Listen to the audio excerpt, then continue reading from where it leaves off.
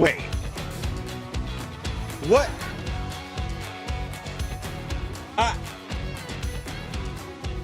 Oh, sorry. Just had to make my appearance in the latest multi-billion-dollar franchise real quick. My apologies, everybody. It's already begun. Look at this. It's already begun. Okay. He at least turned the hat around. I can't believe you actually turned the hat around. That's pretty funny. They don't until they make the playoff. They don't need promotion. He walks in. He's got the the great and all powerful Z shirt on and all, which is funny because I almost wore that same shirt today, and then it would have been a whole joke about, hey, I guess you got the memo, her whatever.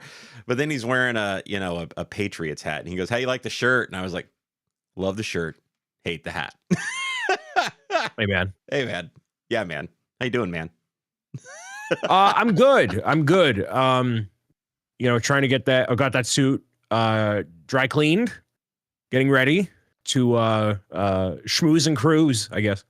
Just so you all know, when Hollywood O'Brien is making his way to this is the big this is the big secret of the whole thing. I'm actually going with him to help on the pitch to NAB, and I just want you all to put this visual in your mind. The suit he's talking about. It's Harry and Lloyd from Dumb and Dumber walking in with the orange and blue suits. Okay. Top hats, canes, and all, baby. That'll secure it. It's going to be glorious. How could they say no to that? How could they say no? I could think of a couple ways they could say no, but yeah. A couple ways. Welcome into Z and B Live. Your Unfiltered Lego podcast. I'm Zach. That's Hollywood O'Brien. And we're here to bring you all of your latest Lego news and notes and nuggets from around the globe before Mr. Bricks O'Brien is off to NAB to become Hollywood O'Brien and maybe, stir up a whole mesh of new marketing ideas like Chairstream 2025. Listen, it worked for Marvel. I saw a great headline today. They said, "You think Marvel's dead? Millions of people spent 6 hours watching Chairs." Marvel ain't dead, man. We were glued to the internet yesterday watching Chairs for 6 hours. Okay, Marvel's not dead.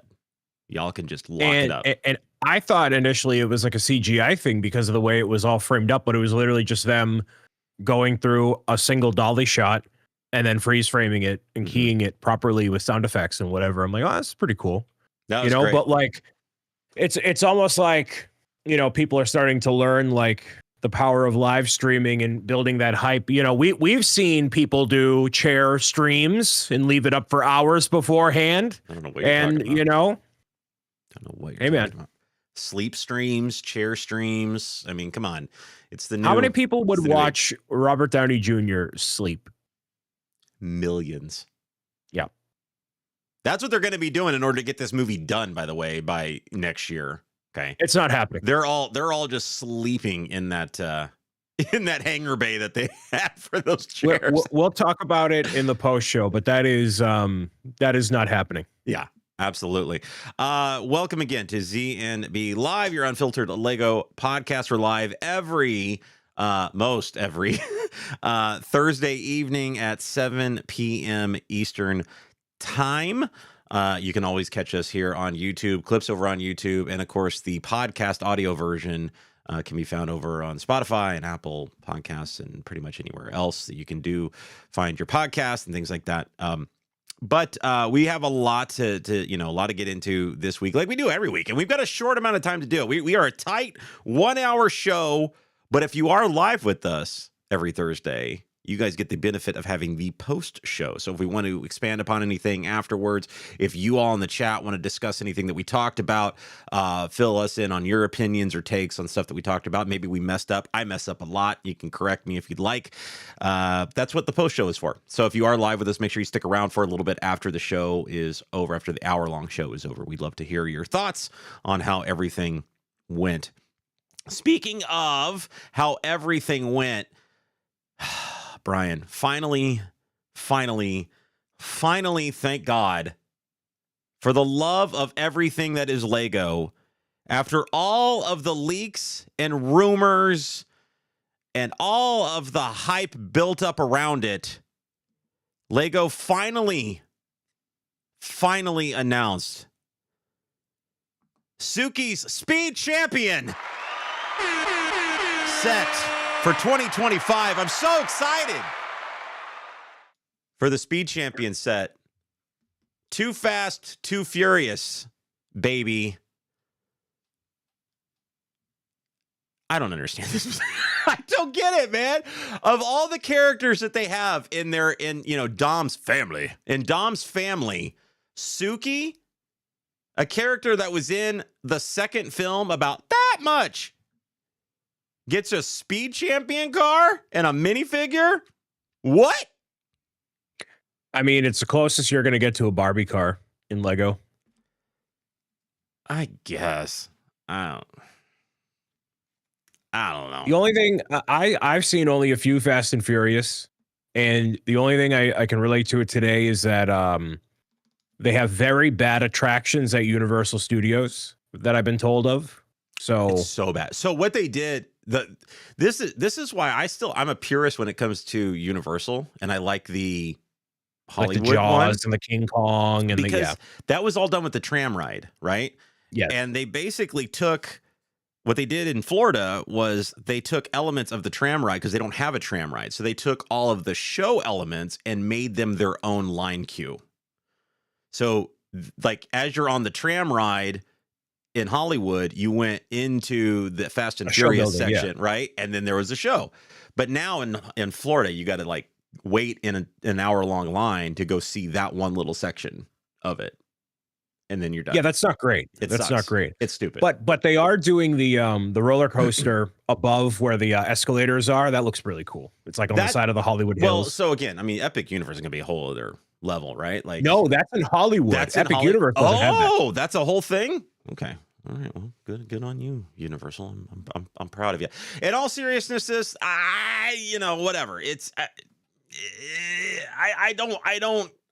There's other more prominent female characters in that film franchise that they could have chosen here. I'm not really sure why they went this route. I don't get it. I don't know. Whatever. I'm not. This was kind of a troll, but it was interesting because it has been a set that's been talked about and rumored to be happening and all this stuff, and they just kind of finally snuck it out there in the midst of what the real bit of information that we really needed to discuss and has been rumored and leaked by Lego themselves has finally been made official, and that is the Shire. And this set is interesting and has been met with a lot of various opinions. Brian sent me what I thought was a very stereotypical A-full fan reaction. And it was, I can't believe this is what Lego gave us. I can't believe how small this set is. I can't believe at how much it cost, but I'm going to get it anyway. Went on a rant for 40 seconds for the last 20 seconds for him to say, I'm going to get it anyway. Boy, that sounds really familiar, doesn't it? Yeah. And for context, I commented, and I don't recall the person's username, but I quoted that bit and I attached to the end of it. If you're ever curious as to why Lego raises their prices and lowers their quality, you have your reason right there. Because if you literally admit it and put it out there for the world to see as an opinion, as a short, as a whatever, and you say, man, this really sucks, I'm buying 5. Like, okay, I know I'm a sucker for Super Mario, but I enjoy the Super Mario stuff, even if it's not exactly what I want, right? But if it's an objectively bad value and you're like not about it and you're still buying it, like Lego will not pivot until they see that there's a line going down. Once the line starts going down, that's when they'll change something. But until then, they're not changing it, man. I've already heard, people say it's too small. I got to buy 2. so they can like make it their own full thing. And I'm like, no. I personally think it's an adorable set. I really do. I think when you compare it to the set that we got back in 2012, and it was based off of the Hobbit films, the Unexpected Gathering. You know, what would my notes say? 652 pieces. It was $70. Had only had 6 minifigures. Okay, like, you know, that was a $70 set.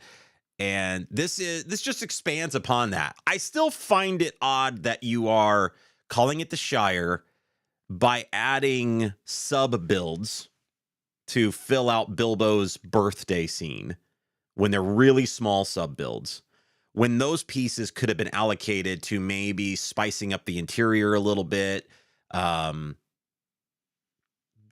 You know, who knows? Like, you know, I'm not much for a sub build fan in this scenario because it starts to take up a little too much space when you got to spread things out. Like, I kind of like if you're gonna, you know, you're gonna make a set like that, and the main centerpiece is like the Hobbit hole bag end. Like, that's where the bulk of it should be, and keep it there, and just call it bag end and make it all that. The whole Bilbo's birthday thing, I don't know. It was a way to probably fit in more characters and stuff, like more minifigs, whatever. I personally would have rather, you know, seen less minifigs, more pieces, just bag end, call it bag end. And if you added, you know, 300, 500 more pieces or something, maybe at that point you could justify the cost a little bit. And that's the big kicker that I think a lot of people are sticking to on this one, is the cost. This is a set at $269.99 US, 9 minifigures at 2,017 pieces. And I am quick to point out here that they have another set coming out on the exact same day from Disney with a Disney tax attached to it, in the Beauty and the Beast castle, with 900 more pieces, with 1 more minifigure for only $10 more. That's where my brain goes. I don't understand. I can't justify the cost. I mean, maybe Lord of the Rings tax is more expensive than Disney. That doesn't compute to me. I put out on social media, you know, a comparison, and somebody pointed out to me, and I don't know how valid this is. Maybe you can shed some light on this. Somebody pointed out to me that maybe it was because of actor likenesses. There's more costs associated there than the Beauty and the Beast, which are brick-built characters. They're still counting them as minifigs, but they're brick-built animated characters. And I honestly don't know at all. But there's at that rate, Zach, the Avengers Tower should be $1,000. That's a great point. So I think I'm going to classify that as a Goomba and a cake opinion, and toss that in the garbage. Yeah. I think we're grasping at straws to try to, you know, when something like happens in life and you're like, I can't fathom, like you start rattling off reasons for like why something, you can't rationalize. This is not how this is going to go. And this is the problem and the big disconnect between what the hardcore Lego fans want and what the ambassadors, I feel like, should be asking and whatever, right? Because yeah, we're all really excited. We don't need them to be in Denmark to ooh and ah over the set. We don't need that, because we do that with our reactions on camera and in the comments. We need to get the nitty-gritty on, okay, this is 270. Why is this 270 when XYZ ABCD? Mm-hmm. And that's not happening. And so by the time they are no longer there, back in home base, Lego is in no position to like give that information. They're not obligated to give that information in the first place. But I think for the people that really care, which is people like us, that's the information we want from Lego, and that would be a perfect fit for people who have a close relationship to the company, is it not? It's and yeah. Like how do you? These are the people like I can't even like continue to articulate, but like that's what I want to see out of this, and we're not going to ever get an explanation from Lego in like a press release. It's going to be from an interview or something. And obviously, you know, the more professional networks like an IGN or, you know, more mainstream, if you want to call it there, they don't really care. Lego is a fluff piece on the side on a slow news day waiting for the Nintendo Direct news. So who is there to ask the questions? Who's there for us to get an answer out of this? Because without the justification, maybe with the justification, people are more inclined to actually buy the thing. Oh, I get it. All right, cool. That transparency, that authenticity is what people want. And if they have it, they make a more conscious buying decision when the time comes to it. But until that line starts going down, it doesn't matter. So we can complain all you want, sit around here and whatever, but it's beyond complaining. And this is why, for me, it's important is it dictating a trend without transparency? It's why, you know, the question is why, and is this something that we're just, this is life now. Like, this is what we're going to see. Our sets get smaller, price gets higher. Because we got it with the expansion. The Mario Kart at 170, it's a board, like, I haven't built it yet, obviously, but it could be a perfect Lego set. Price, subject matter, the build itself, the build process, how it looks on the shelf, like every part of the value is there. Mm-hmm. So how can we pivot so rapidly from that to this, and then to the Beauty and the Beast? There's like I would love to know from a business perspective how Lego defers the cost of the licensing across all the different sets, because clearly there must be a difference. But like, why not make it more balanced? Make the Mario, you know, $10-20 more expensive, lower this by $10-20. Like, try to like balance. If you got to raise the balance sheet, that's how I would do it, at least. Like, because then you have contrasts like this and it doesn't make any sense. Yeah. And it stands out like a sore thumb when you've got it literally day and date with another set with another IP tax. That's also like 3 times the height, by the way. It's going, well, that's the thing, right? It's going to the Beauty and the Beast castle, which I know this is apples to oranges when you take castle hobbit hole. I get it. Like, you know what I mean? I'm not trying to compare it that way, but it is going to look more grand than, you know, the hobbit hole. That was weird. It is going to look more grand than that. But when you're putting it back to back with another set like that, like, you know, maybe they're just two different fans. I don't know. You know, for me, it is. I'm a fan of both, and I've got to make a decision. Like, I have to decide. I'm not going to be able to go out and spend the money on both of those sets at that price range, right? So I'm going to have to choose. That castle's way cooler between the two. And we're going to get into this, right? Part of the reason that you might go the direction of this is because they're going to bait you into it with a exclusive gift with purchase. And we don't get one of those with the castle, right? So, you know, I don't know. Now, I originally hoped that we would, because we talked about it on the show when we were seeing some of the photos that they had, that Lego had put out themselves.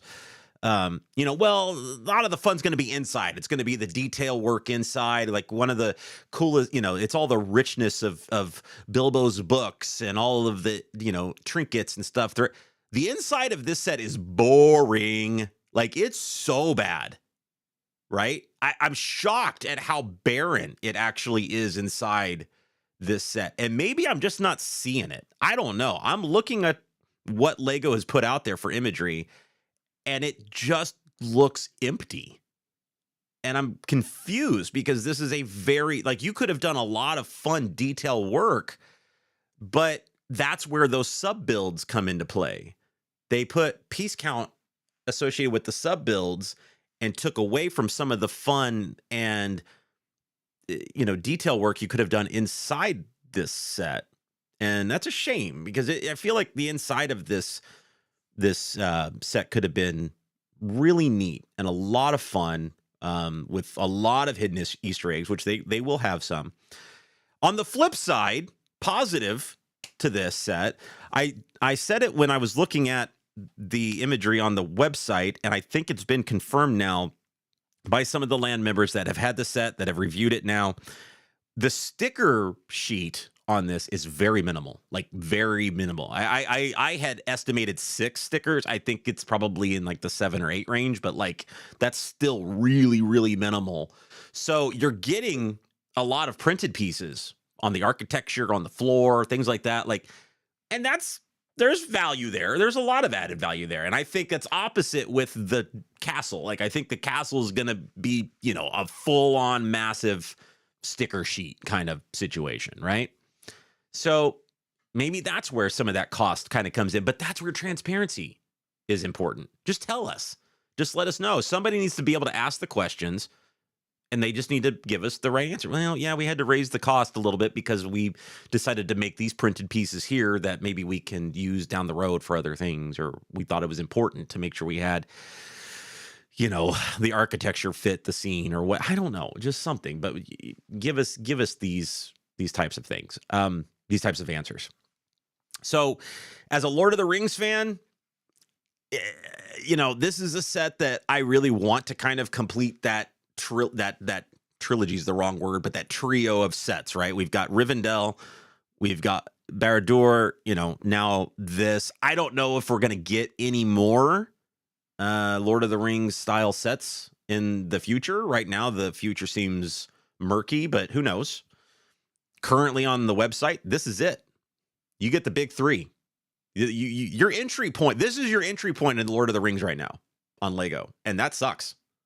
Fork it over. Like $270 US is your entry point for Lord of the Rings when it comes to Lego, and that kind of sucks. Like, that's where, like, this set, I mean, yeah, the nerds, the AFOL nerds out there would have been upset about it. Man, you could have cheapened this out a little bit and just made it a good play set for kids, and had done it that way. And I don't know of any children that like Lord of the Rings. Oh, sure they do. No, they don't. Not the Gen Z. Yeah, right. Yeah, okay.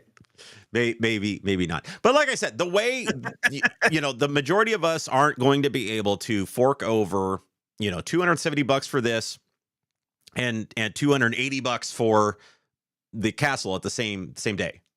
And if you're a Nintendo fan, on the 2nd, when they do the Switch 2 pre-orders, that's like $400 right there. So right, you are giga nuked. I didn't even talk. Yeah, we didn't even talk about that in our pregame meeting. But I had heard that Best Buy leaked that they're doing pre-orders on April 2nd. Okay, sidebar here. I know we're talking Lord of the Rings, one nerdy thing at a time.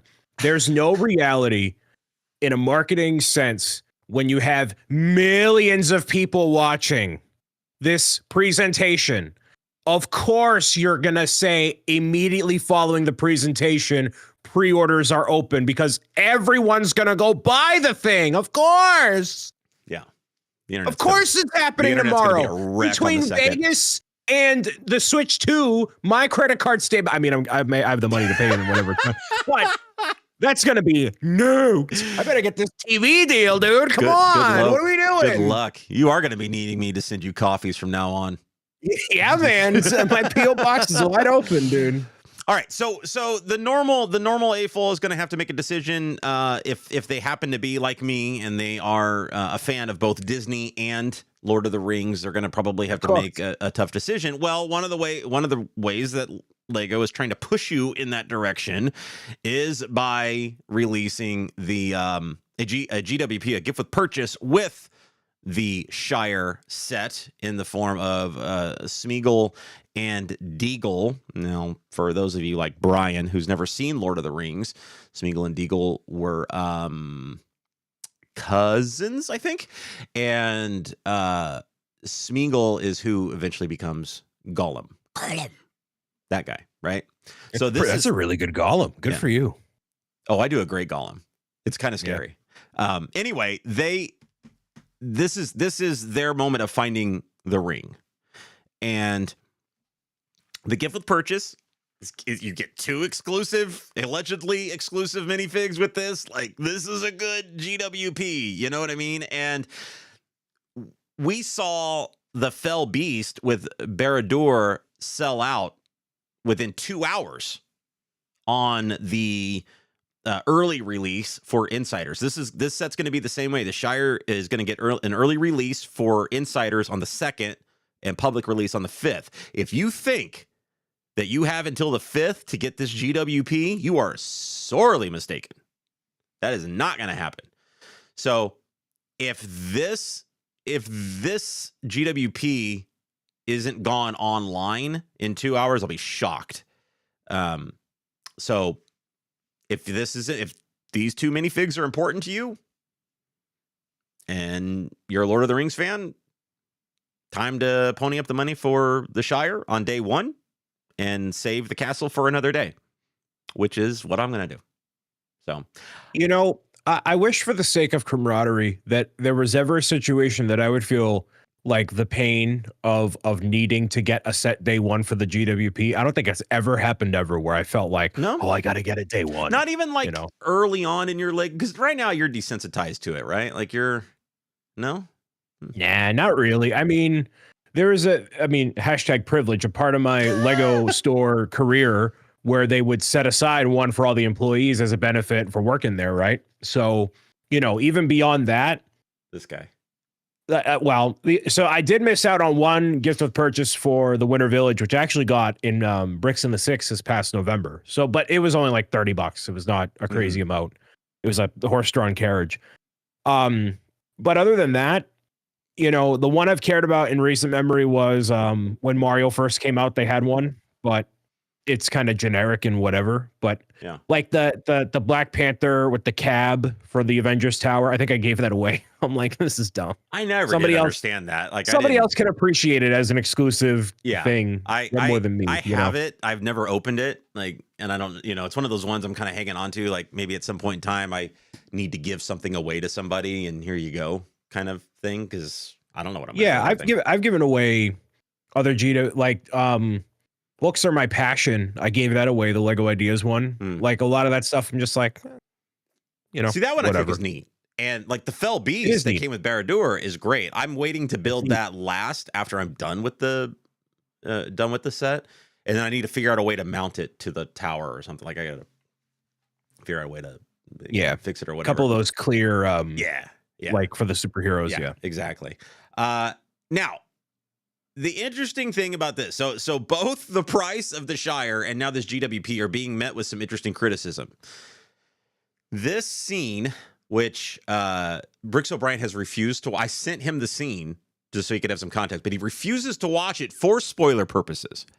So I'm not going to give away. No, you can spoil it. It's fine, but like I'm not going to. You could spoil Avengers Doomsday for me, but I need to see it and feel it and experience it. Sure. It's not going to take away from it.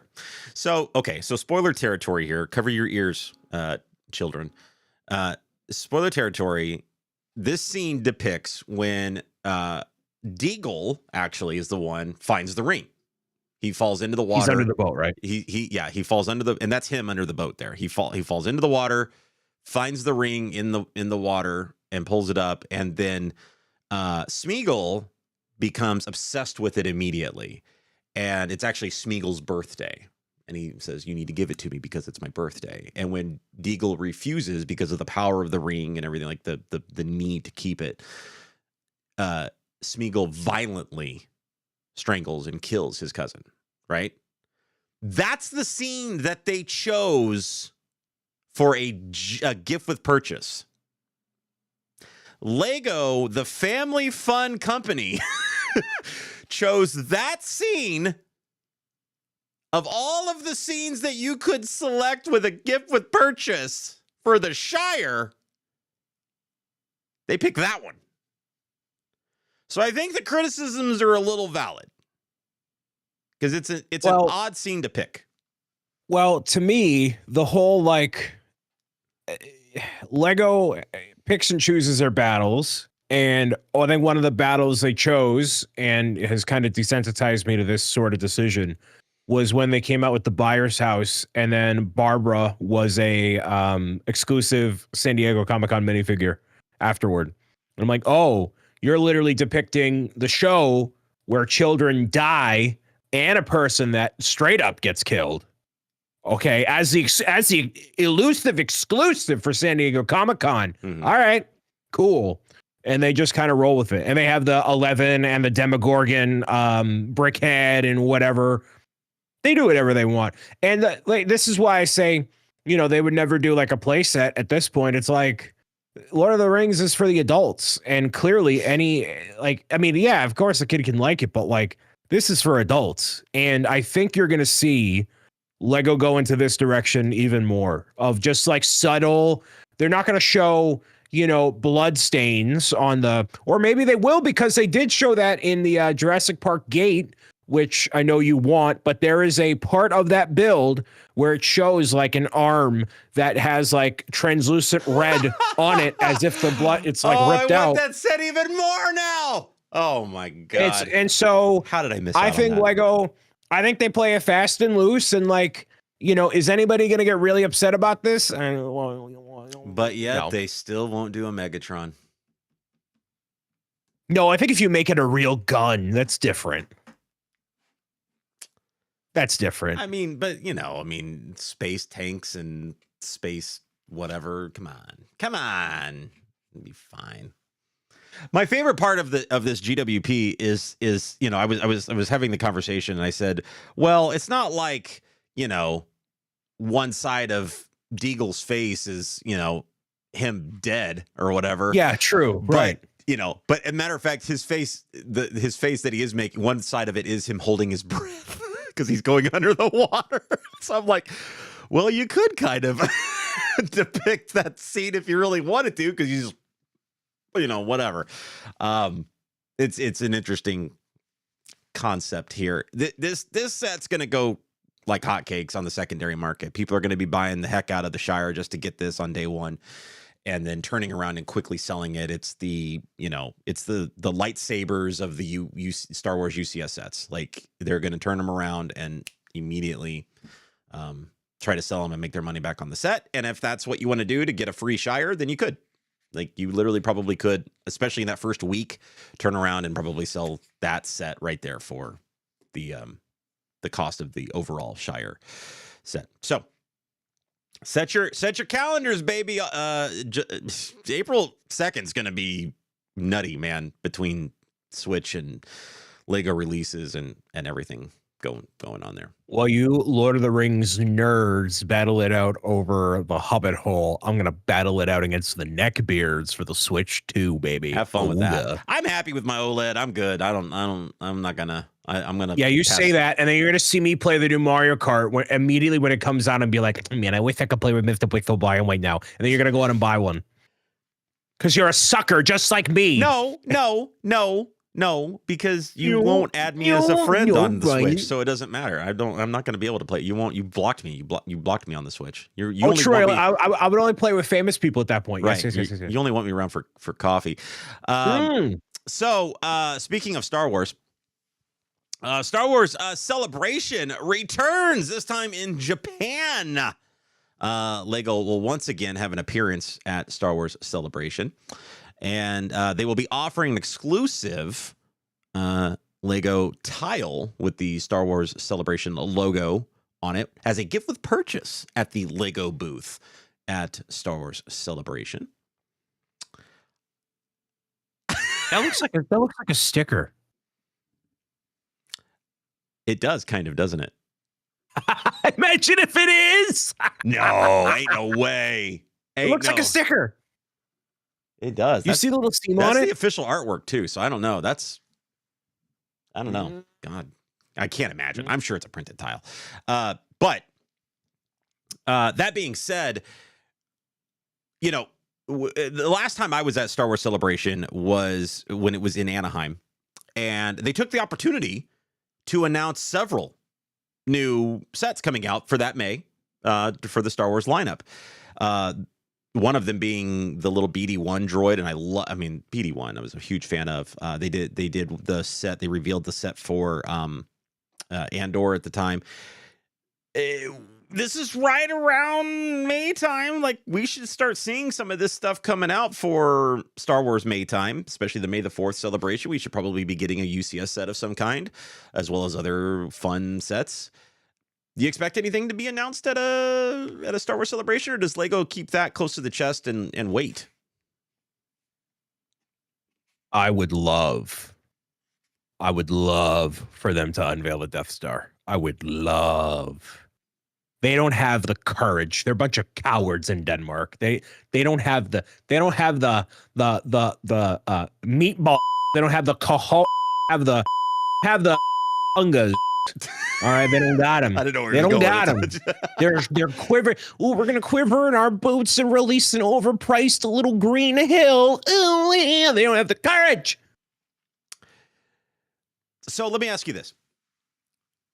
Would they, before they have a chance to announce any of their other May sets, announce a set that overshadows anything they're putting out in May?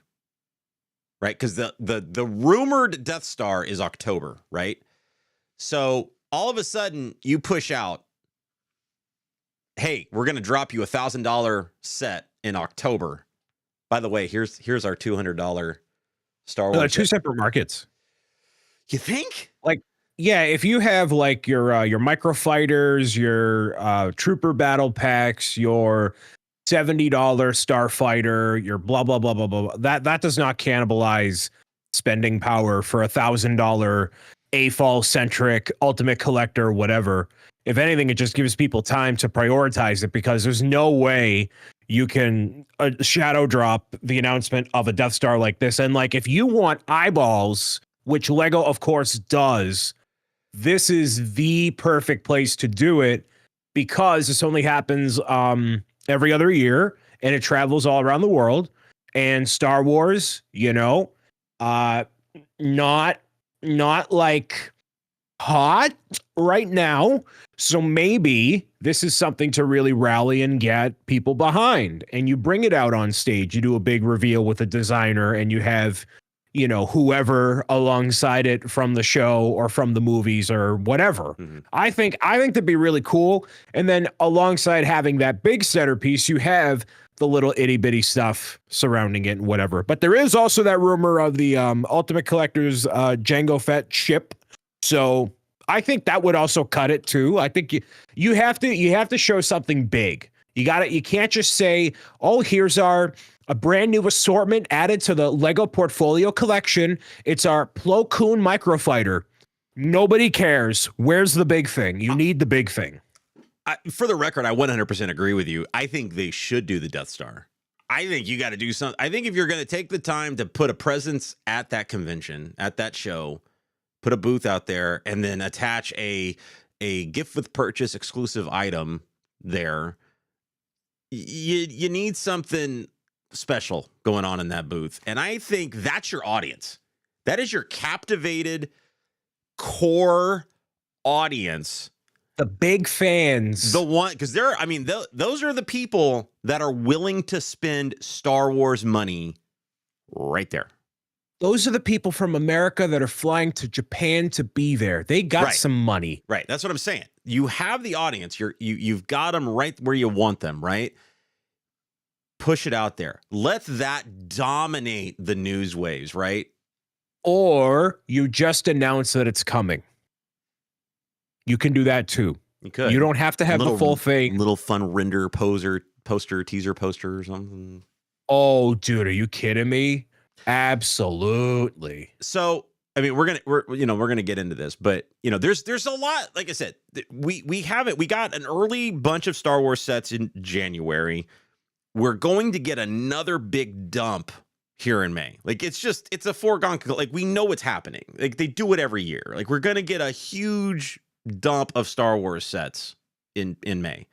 And then we're going to get a couple sprinkles later on in the summer, right? All leading into this supposed rumored Death Star. Once again, I feel like if you're setting up the booth, this is the time. You don't just drop like a big UCS set. Like, you put them all out there. Like, this is your showcase, right? You got to take the opportunity. I feel like it's a wasted opportunity, right? Like, why do a booth if you're not going to take advantage of the audience that you have with the booth? And that's what they did in Anaheim. Like, they did it all in Anaheim. They had everything. It was behind. They had like cardboard over it, and we were all there, and like we were all sitting around with our phone because they had QR codes on the thing, so you could literally, as they took the damn thing away, you could scan the QR code and pre-order it right there. It was perfect. It was perfect marketing. It was exactly what they needed, and it's because they recognized the audience that they had captivated in front of them. That's exactly what they need to do with this. Yep. It's everything available. Boom, pre-order. Boom, pre-order. Boom, pre-order. Like, that's what you need to do. That's how you handle it. Now, that being said, the Death Star. Sorry. Currently, right now, is rumored. It's rumored to be the Lego's first $1,000 set. $999.99 US. Just for argument's sake, that's always been our metric here, right? Has now been rumored to feature 9,019 pieces with around 40 minifigures. We don't know if it's going to be above that or below that or whatever, right? To put that in perspective, back in 2016, that was the last Death Star we got at 4,016 pieces. So this is more than double the piece count. That had 27 minifigures, so it's more than, well, it's not more than double, but it's almost double the minifig count. And that set was $500. What if it really releases at a piece count of 9,000 pieces, which puts it way above the staple now, which is the UCS Falcon, right? Like that's the pinnacle Star Wars set right now, and has been since 2017. Like that's the set, right? No, since 2008. That UCS Falcon has been out since 2008. Well, the first iteration of it, yes. Right, okay, so I'm talking about the current one that's you can go to the shelves right now and get. What kind of set can we expect out of 9,000? I'm just trying to picture like how big this round ball is going to be and the stand that it's going to need to be on, right? Because you think about the size of the last one at half of that piece count. That's a big set. So is the set going, is all the extra pieces going in circumference, or is it just going in details inside? Because like the only thing you can kind of compare that piece count to now is stuff like the Titanic, right? Which is full of micro builds, like, tiny pieces. But this has the potential of being like kind of a hybrid play set, display set, minifig, scale areas and things like that. That's kind of nutty at 9,000 pieces. I heard a rumor that it would be reminiscent of the Shadow Box Batcave. So something like that. Now that would require it being, on a like will it have the shape of the Death Star? Is it going to actually look like an outline of it? Right? Because you could obviously just stack a bunch of scenes and it makes up the Death Star, whatever. So I don't know how you have that on a stand or have it on a shelf. Do you have a shelf big enough for it? Do we think that it being a round kind of playset thing, is that too run of the mill? Should we see something bit outside the box? So I think if you're going to do something outside of the box, a Bat Shadow Box kind of a deal where you can see it with this cover, you can have the panels on the outside and it looks like a big wall mounted thing. That would be really cool.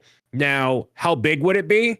It has to be, even if it's only 2 feet tall and you make it like that round and you're building all of the box of the structure out of just bricks, take that bat box and multiply it by 3. I'm going to look up actually what piece count that bat box is at, because I forget. I gave one away, but I didn't actually. 3,800 or 3,981. All right, so you triple the size of that. Kind of makes sense, actually. And it's only, that tall. You have to have it. It has to be flat. It has to be flat enough to support its weight. It goes out a little bit, right?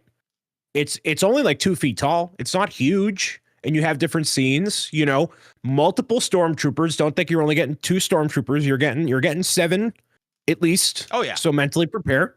You're getting but that's not including the stormtrooper versions of Han and Luke. So 9 stormtroopers mentally. I need you to mentally prepare for this right now. And then they'll include Grand Moff Tarkin when he's old, Grand Moff Tarkin when he's old, Darth Vader when he has the thing on it, and then it's blah blah blah blah blah blah blah blah blah blah blah blah blah blah, and they're gonna include that stupid alien from the trash compactor. That's a minifigure, so you're really getting 30 minifigures. Oh man, if they do a Dianoga, I'm gonna die. That would be fantastic. They did that in the first one as well. Yeah, that'd be freaking It's its great. own thing. So you're really getting 30 minifigures. So 30 minifigures in a set that is triple the size of the Bat Box in that concept, that's not unfathomable. Now, is that impressive? Is that what people want? I don't know. But I don't think it's grand anymore. I think it's just big. Right.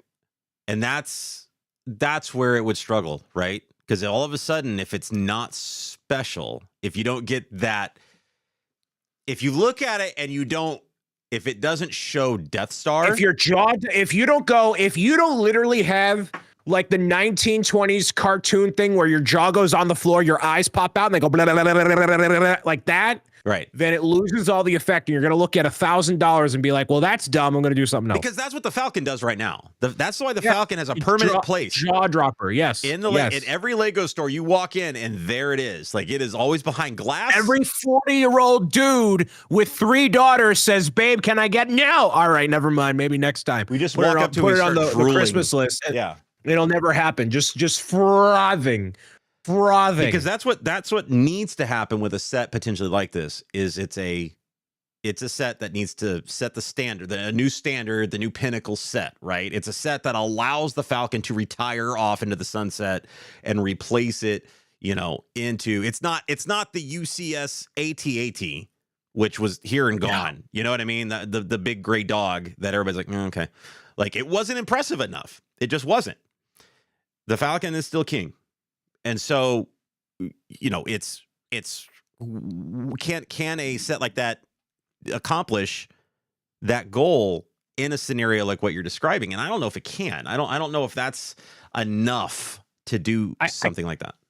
I can't believe they retired that Bat Box. That's crazy. So I'm going to throw out a scenario to you.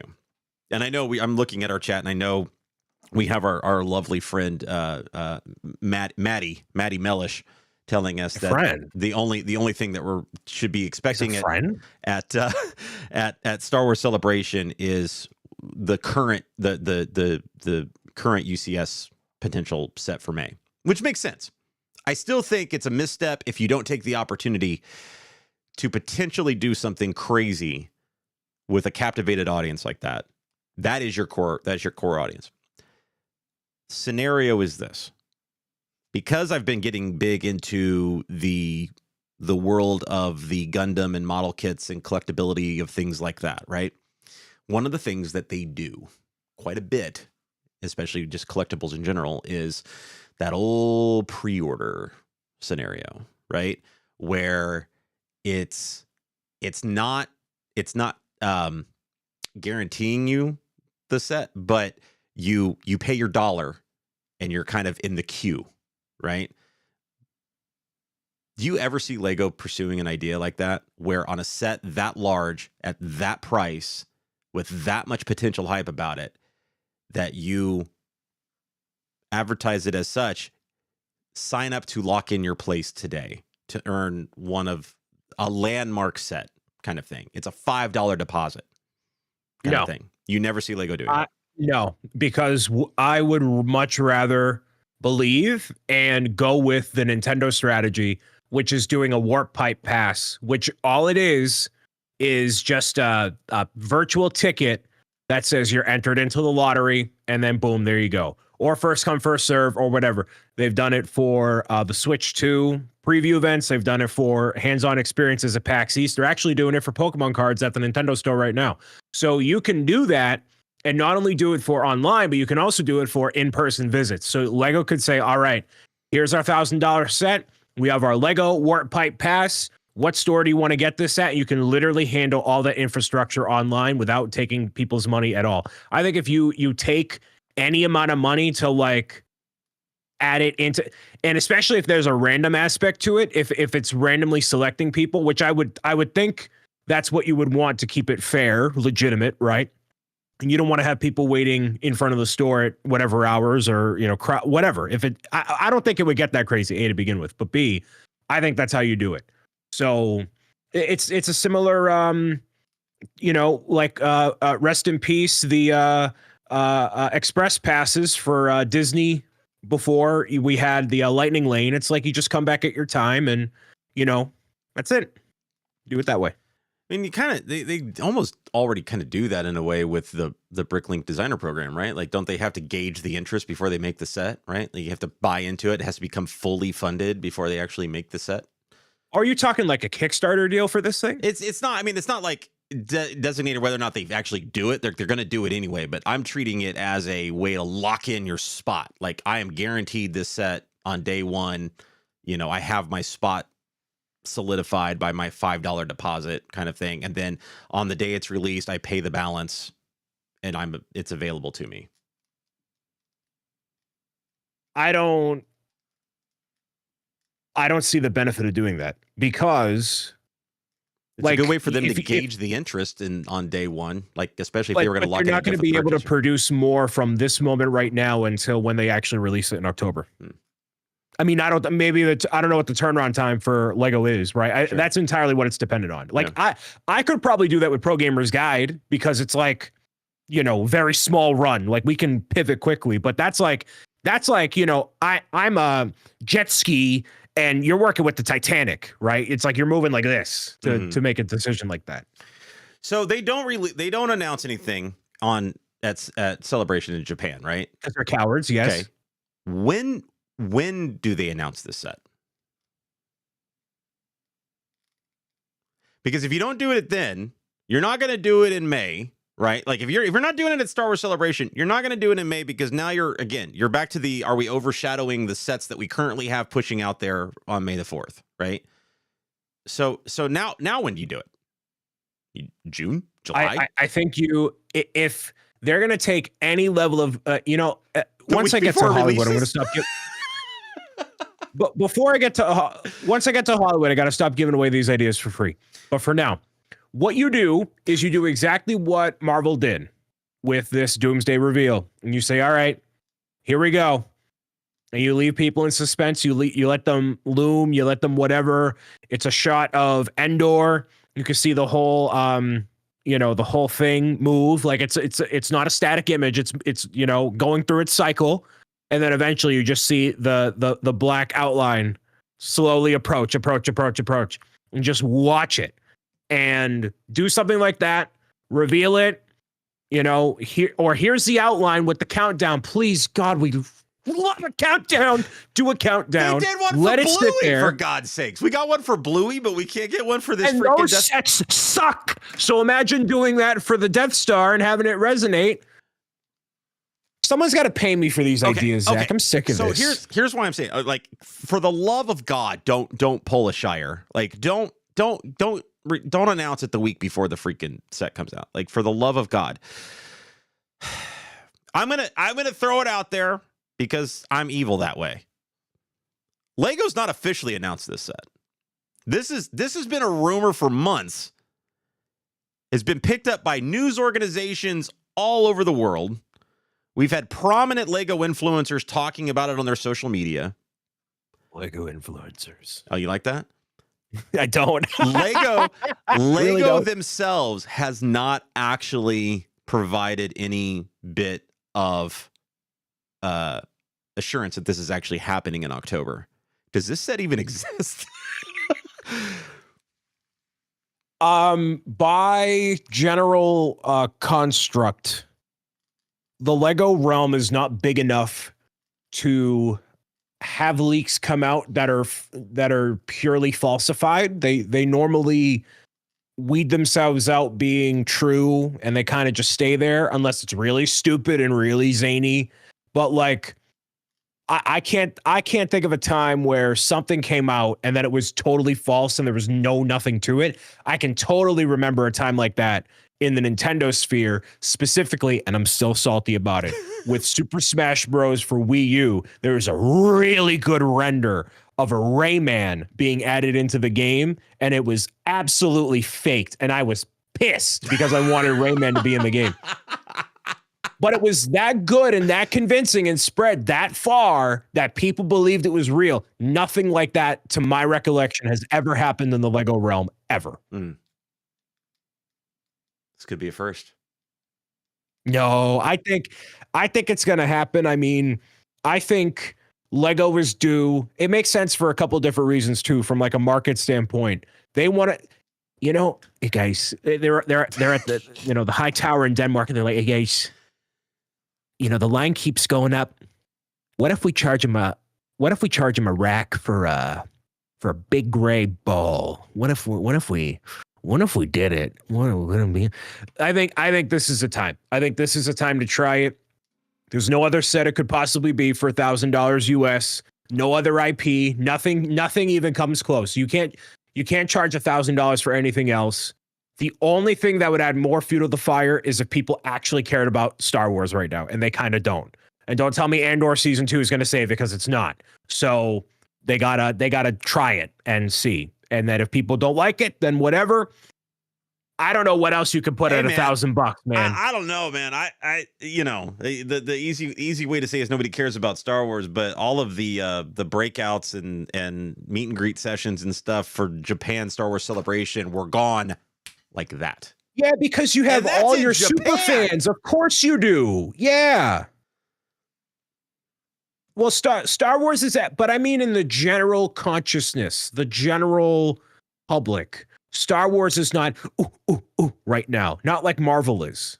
That's what I mean. Well, Marvel wasn't like that except for yesterday watching Chairs. Yeah, you're right. You're totally right. Yes. Before yesterday, so on Tuesday, everybody was like, Marvel's going downhill again, whatever. And then millions of people watching Chairs. So I'm just saying, like, don't, it's easier. It's easy for the people that are loudest are the haters and the negative people when it comes to fandom.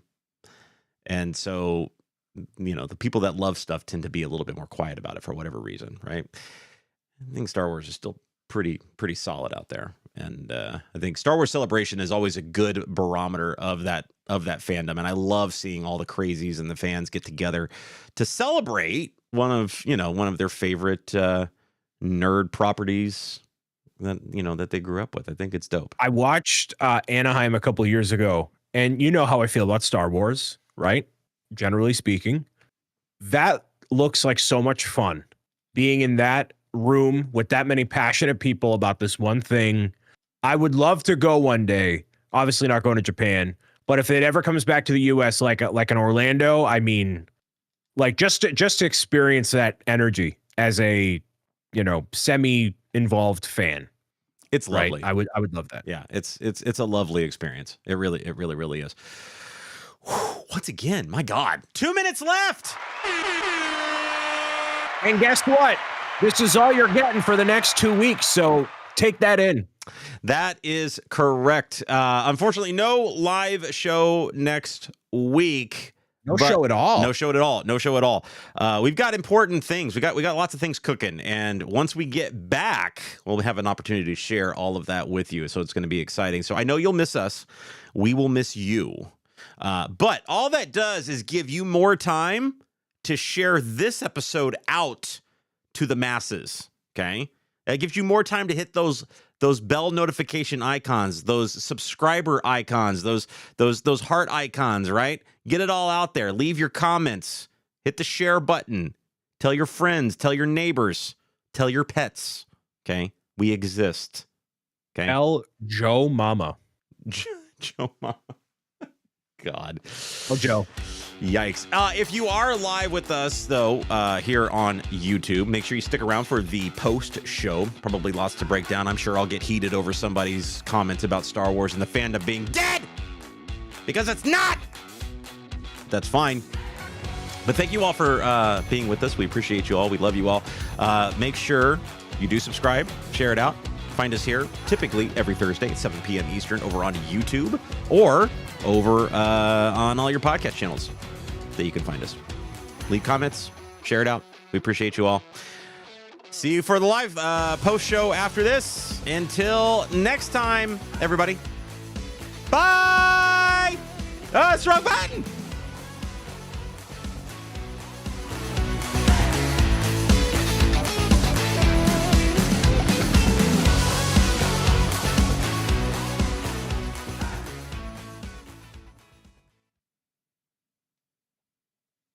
You know he left, right? He's gone. He gone. Once again, chair stream.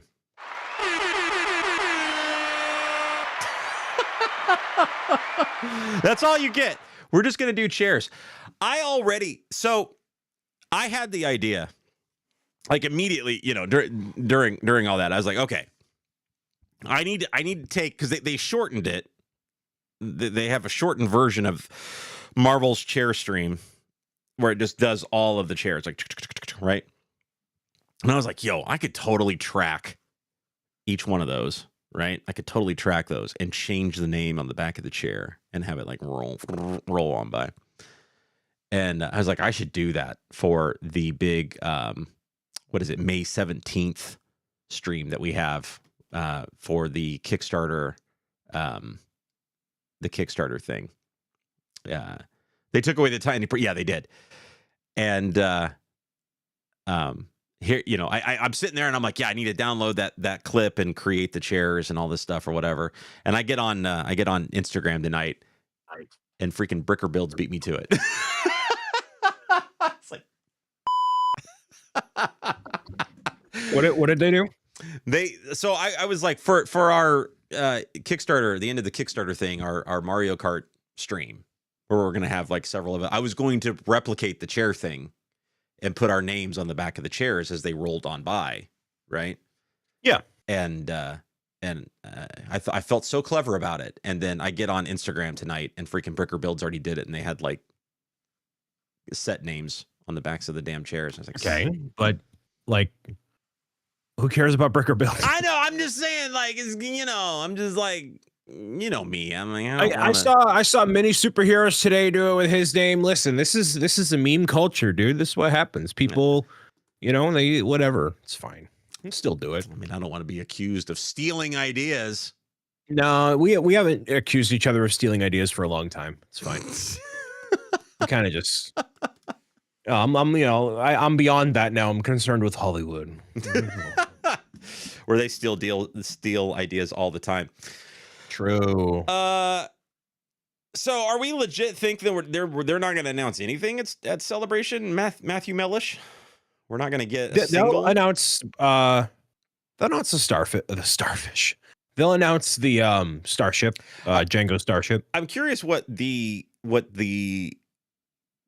I guess, you know, what's going to be the set that encourages people to buy so they can get that tile? Like, what is it they're going to sell at their booth that, you know, that because again, that's a GWP tile, right? Like, you have to buy something at their booth to get it. Anything. You don't need to have anything exclusive. You just say, here you go, buy it. So what they did in Anaheim, which was really cool, and I feel like this is the way to do it, is if they have any brickheads planned for May release, that's what you do. And you let people buy them early, because that's what they did with the Obi-Wan and Darth Vader one.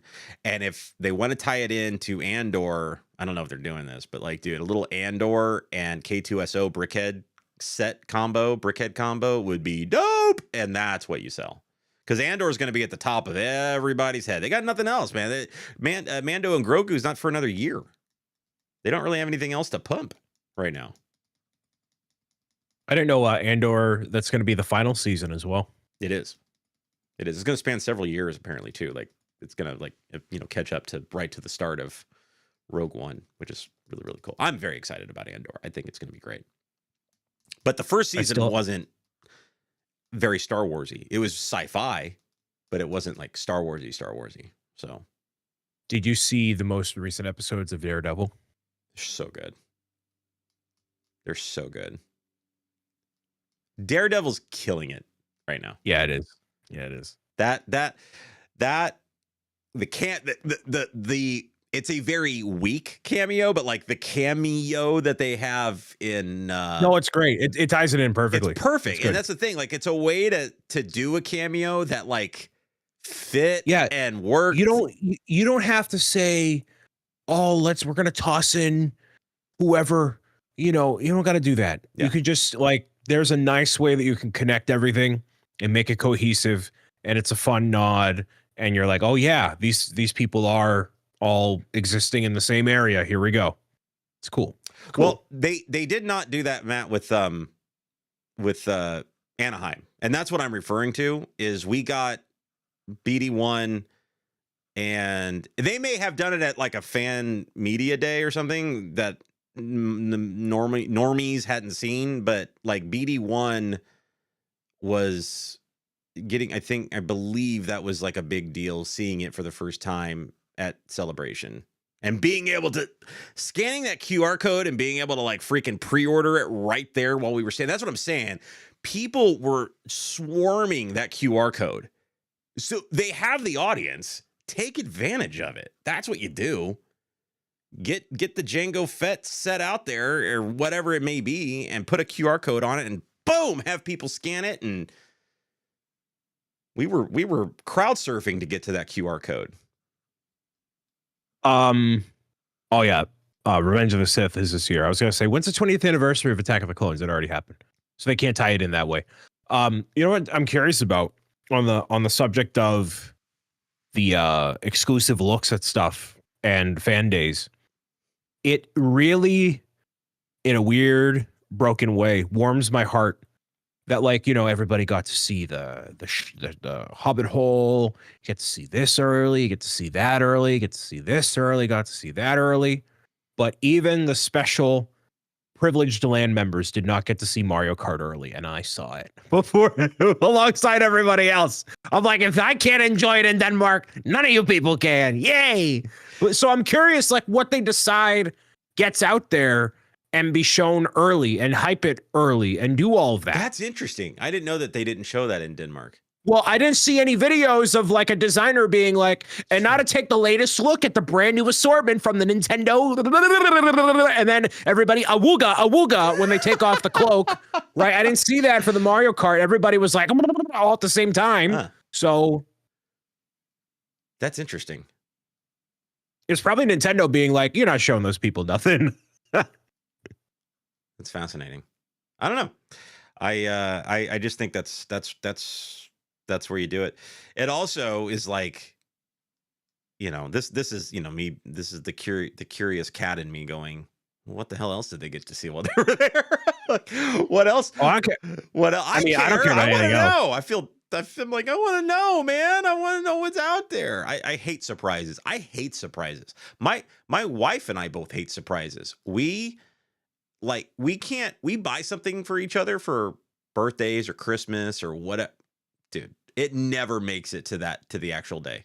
So I like good surprises. I love surprises. I don't like it when people are like, I know something you don't know, and then they walk away, or they allude to them having information about something, and they're like, oh, but I can't say because then I would be, shut up. You are so full of it, and you don't know what you're talking about, and you just want attention, and I'm so over it.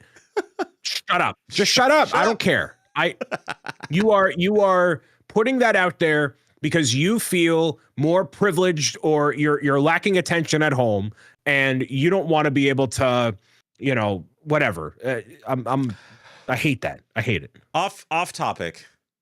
Yesterday, because it's still at the front of my mind. What was for you the most surprising casting announcement that we saw? Ian McKellen. Yeah. It was a good one. Like obviously Patrick Stewart we can get. There were some of the names on there. I'm like, man, I really don't care about these characters. I so don't care.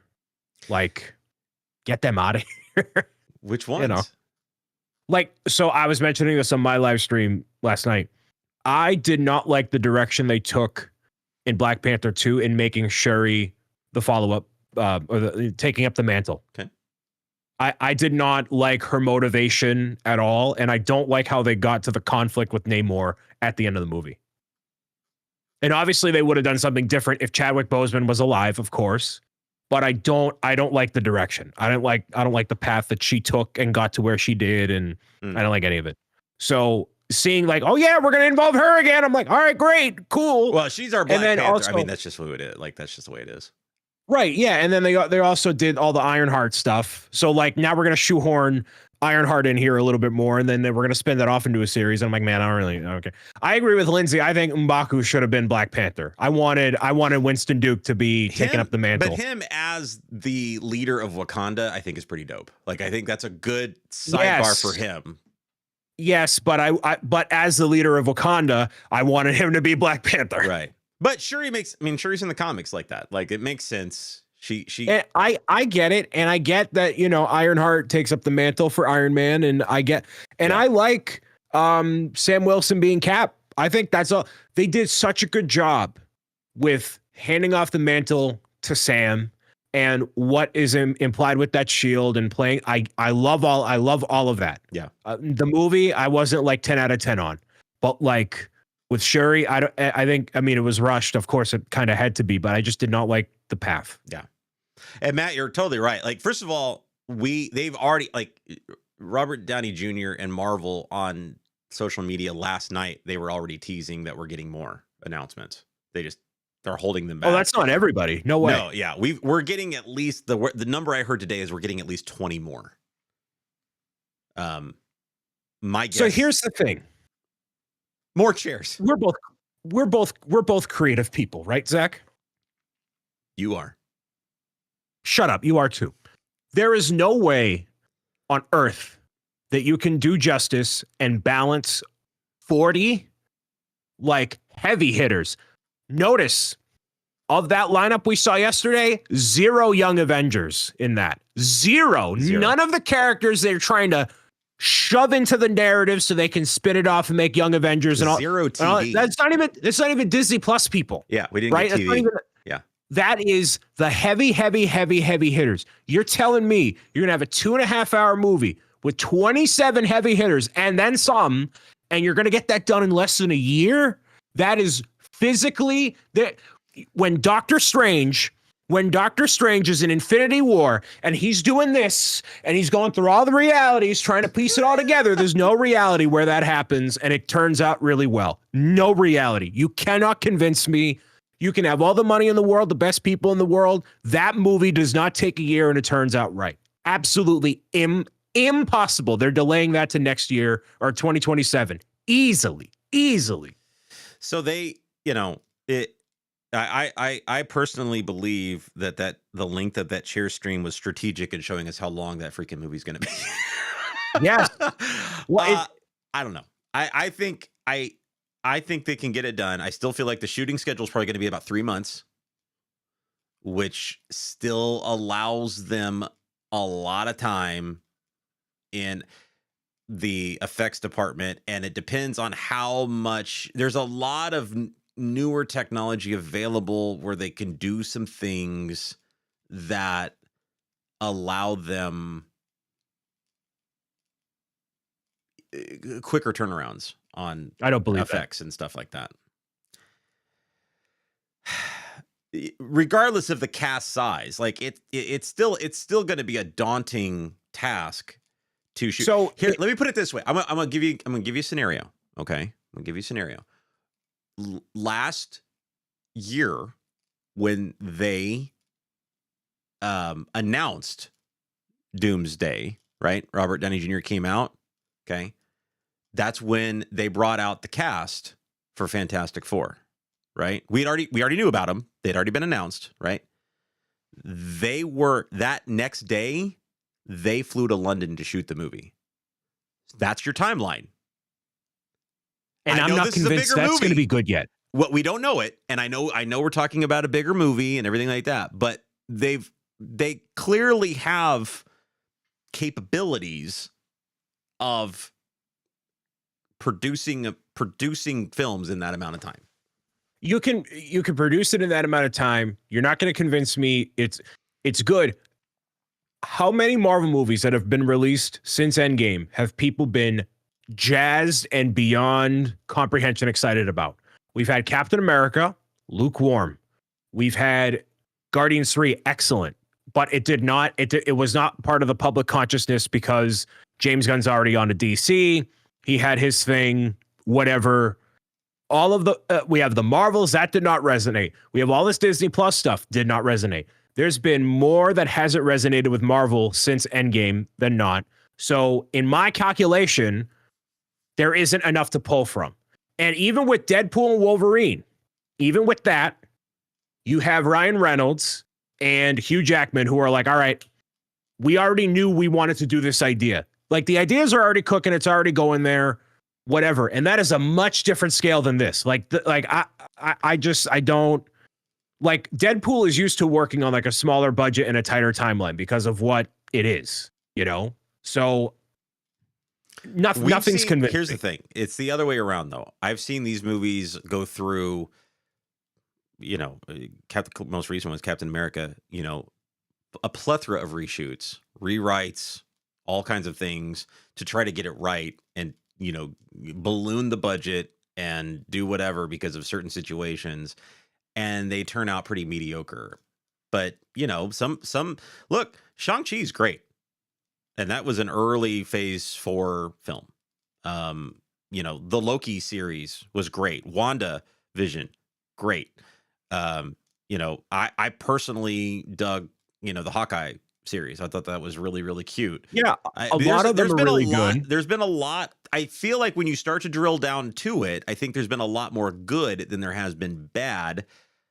I agree. But, you know, there was a time here that we were talking about it yesterday where Marvel, Disney, Feige, they kind of let their creators just go have a little fun in this phase after Endgame and let them create. That's why we got Taika Waititi unhinged. That's why we got, I mean, James Gunn made a very James Gunn Guardians 3, and it was kind of his thing. It was his swan song with the, you know, overall MCU and whatever.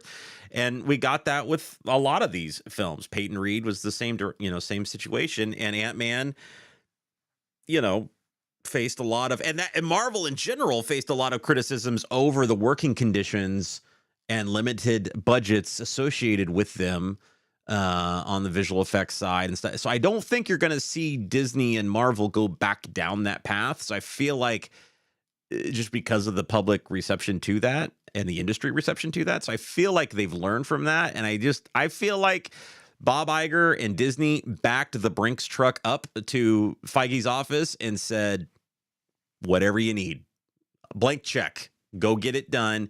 Whatever it takes, this is our date. And I just don't see them moving that date at all. So, but here's the additional challenge compared to everything else. And you saw this in Captain America. You had to retread a lot of the ground because people did not see Falcon and Winter Soldier. So in comes Isaiah Bradley. Who is this guy? What's his motivation? Sure. So you have to factor his story in, but also you're kind of doing an impossible task. You have to retread the old ground to catch up, you know, people who hadn't seen the Disney Plus stuff. And then you're boring the people that already have seen the Disney Plus stuff and adding fluff to it. So it's kind of a catch-22. You have to do that with everything that's happened through all the Disney Plus shows, all of the movies. There are people who have not seen a Marvel movie since Endgame that are going to go see this. And they're going to be like, who are these people? And I think that's an additional layer of the challenge that I don't think they can get done. I don't know if that's the thing is I don't think they care. It was the same way. If you don't care, then you're not going to get the residuals that you did on Endgame, Infinity War, etc. And they need that kind of. I know they need whatever. It. I know they need it, but I think I think that's gonna be the thing for the next year is the Fox movies. And the Fox movies. I think there's going to be a marketing push for the next year. This would be smart on Marvel and Disney's part is to pump the hell out of, hey, Disney Plus subscribers, we need you to catch up on everything from the Fox universe all the way to today, because you need to do the required reading on this I don't think they're film. going to do it. The fans will, the casuals, the normies, no. Like we're the diehards. All of us in here are biased. You can't listen to anybody in here. We're all biased. You need to pull. This is the perspective I get is okay. The mom of 3 at the Lego store picking out a kid for their kid's friend's birthday party. All right. Even she went to go see Infinity War Endgame, even though she doesn't care about a Marvel's anything. You need those people. Right. But that's and my you're point. Not going to get them. That's my point is you still had 30 plus movies, right? Of stuff leading up to Endgame. And if you're walking in there going, who is this? Like if you didn't do the required reading, it's the same scenario. It's the same. But you're just moving the needle forward a little bit. Even if you watch this is also 10 more movies added to it. Sure. When there's been the other part of it is there's less general consciousness around Marvel this time around. Leading up to Infinity War, we had, all the hype for all the movies because all the movies are pretty good. And I think we kind of saw this with Captain Marvel being the movie between Infinity War and Endgame hit 1 point whatever billion it was. And then the second one, because it was just either something people didn't want to see, released at an odd time, not whatever. It just did not. It's like it's literally like this. And the Marvels, has more characters. It's got more lore. It's got more whatever. And it just didn't resonate. So there's less just commotion about Marvel now compared to back then. And I think that's going to significantly hurt Doomsday. But it did flip though. Like that was, I think the Marvels had a little bit more, there were underlying issues going into the Marvels than just superhero fatigue, which is part of it. Right. And I don't think that exists, by the way. It's there a little bit, but I think it goes beyond just the superhero fatigue. I think it's the idea, the box office in general is facing some serious struggles right now. And I think a lot of it has to do with the fact, and I've talked about this ad nauseum before, is the quick turns on home release, whether it be streaming, whether it be being able to rent on things like iTunes or whatever. Or just straight up releasing. Like the fact that our studios are turning these films around so quickly and putting them on streaming services and rental services and being able to be allowed to be purchased digitally within a month is killing the box office and killing that need to go see it early on, right?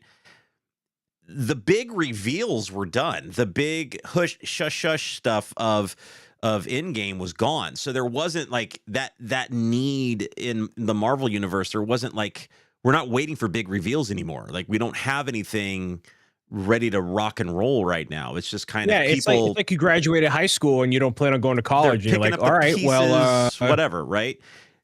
Doomsday is going to be completely different. And that is going to bring everybody back, especially that opening weekend, because people are not going to want to be spoiled by stuff. And it's the same. You're going to see that same just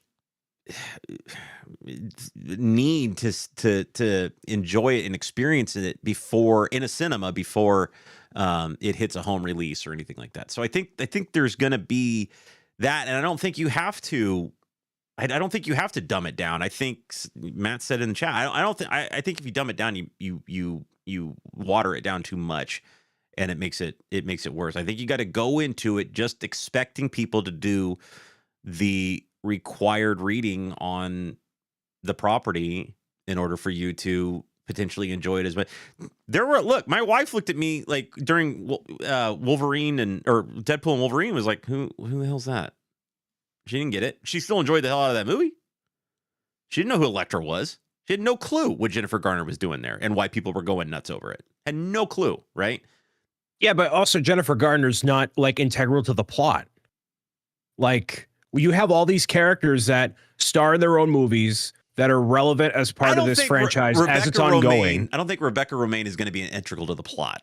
Like, you know what I'm saying? Well, no, not her, but like the whole concept of the 2000s X-Men, right? And that is not even the issue. I think people are going to get that a little bit more because they were younger adults or teens when they saw them. I'm literally talking about like if when they put She-Hulk in the next movie, people are like, who on earth is this? Like what? You know, like random characters that people just don't know or don't care about because the series didn't resonate or whatever. Those characters, I'm concerned about Shang-Chi, even though I love Shang-Chi so much, but people didn't see it like they saw the first Captain Marvel. That's what I'm afraid of. I could, you know, I could see that, but I can also see the way we, you know, have developed watching these films and how much a part of popular culture they are. They're not making these movies for Meemaw. Like they're just not. Like they don't care. And I think because of the streaming services and the availability of all of these properties, I think a lot of the audience that would go buy a ticket for that movie anyway are gonna know the basics of what's happening, of who a She-Hulk is. Of they may not know, like all of a sudden if you throw in Hulk's son Scar, like they ain't gonna know who that guy, like they're gonna like ooh, that because that was in a freaking end credit scene. You know, like they're not gonna know what that was. To keep poking holes in the boat, that also doesn't as much concern me as the person that last watched Endgame and literally saw Loki get choked to death, and then he's holding the vines in the whatever world, like he's alive. I'll tell you right now, if the last Marvel film that they saw was Endgame, they deserve to be lost. They shouldn't even be going to see Doomsday. That's not how you get people. That's not how you like. They took 10 years to do Infinity War Endgame. Right. And now they've taken 5 to get to Doomsday. That's my point. Good storytelling. It took 10 years. Now, obviously, the superhero movies are developing. The industry's changed. Everything's changed. But you've taken the coffee and made it an espresso shot, and not everybody likes espresso or can drink it every day. It's kind of how I look at it. That's a valid point. Exclamation coffee. That's a very valid point. You know, it is half the time, but it's also half the property, right? So Matt, I love this perspective you have of me. Yes, because I want this to be good. I want it to tell the story it's supposed to and make it. I want to make it. And this is what I want to do with my content and everything I put out. Like, I want it to be accessible for people. I don't want you to, like, if you read Pro Gamer's Guide to Defeating Trolls coming up on Kickstarter soon, you don't need to read the first 2 books because you can jump in and get used to the plot and the characters and the idea, and then you can backtrack and whatever. But like, I don't like it when it's like, I'm not gatekeepy, but like, yeah, I don't know. I think so. I get what you're saying from, you know, we're yin and yang right now. That's all we are. They have half the time, or they've taken half the time to establish the next big bad, right? Half the time to double the content and half the time. Yeah. Okay. But they didn't, I mean, did we double the content? Yeah. Between the movies and the shows, hours of content. Well, hours of content. Okay. Yes. I'll give you hours, probably more than double. Yeah. So that, you know, but that being said, because of the television shows and stuff like that, they're available. First factor is they pivoted from the Jonathan Majors situation because they were working on establishing that big bad. Yeah, that sucked. Well, also, I don't think that would have resonated anyways because Quantum Mania sucked and people didn't want to see that. And then in Loki, spoilers, they very cleanly wrap up the Jonathan Majors thing, which did. It was actually was awesome, by the way. Yeah, that is how. Okay, if you can get me that level of storytelling. Right? When I'm watching it and I'm like, wait, it forced me to go on the Marvel Studios subreddit because I was like, wait, if the spoilers for Loki season 2, because they did it in a way where like, oh, okay, what's his name? Not Time Turner. What's his name? Who? His actual name? Kang. What's his name? Jonathan Majors. No, in the character who then becomes Kang. You know what I mean? Turner. Turner. It's something Turner. Yeah, I know you. because it's supposed to be like a time turner, sort of whatever, Yeah. like on a watch. So they Timely, Victor Victor Timely, Timely. thank you, Thank something you. like that. There we go. I knew it had to do with time, which is fitting. But they did it, and I'm like, wait. So if this event never happened, that means Kang never happens. So we wrapped up the Kang and Jonathan May, that whole thing. We wrapped all that up in Loki. And now it has no repercussion on anything that happens outside of this because that happened. And they erased quantum, like all of the Council of Kangs, all that, done. Well, Because of that moment. in one wow, reality, that's really good. in And one- I want to see that in Doomsday all the way through. in one reality, though, like you could easily make the case that did not occur in another reality. I also think that multiversal thing, I think it's tough to get general audiences on board with that. I know it happens in the comics, but those are the hardcore people. Yeah, so you can spin it either way. I'm waiting to see how much Victor Von Doom, Anthony Stark, whatever you want to call him, plays into Fantastic Four. I think that's going to. I'm such a businessman on this. Maybe it's because I'm in executive mode with this pitch. But like, how are you going to convince the normal people? Oh, Robert Downey Jr. is Iron Man. He's dead. What normal people are going to see these? That's what I don't. That's why I'm still confused about. Because that's what led up to it. It was a cultural thing. You went to go see Infinity War and Endgame, even if you didn't see any of them. You took the whole family and the friend group out because that's just what you do. It's the people. It's the normal people, the normies. Them. They will be confused. What I'm still trying to figure out what normies we're going to see. Here's what I saw. I saw people that saw the first Iron Man and saw the Edward Norton Hulk, who then had to catch up. That was young enough. That was young enough in the whole thing, right? Yeah. But had to catch up, before Infinity War came out, so they could go. Or actually, I'm sorry, before Endgame. Like they never even went and saw Infinity War in the theater. Those were the normies that I'm talking about that had to catch up and see everything before Endgame, right? Including Infinity War and that year break between the two films.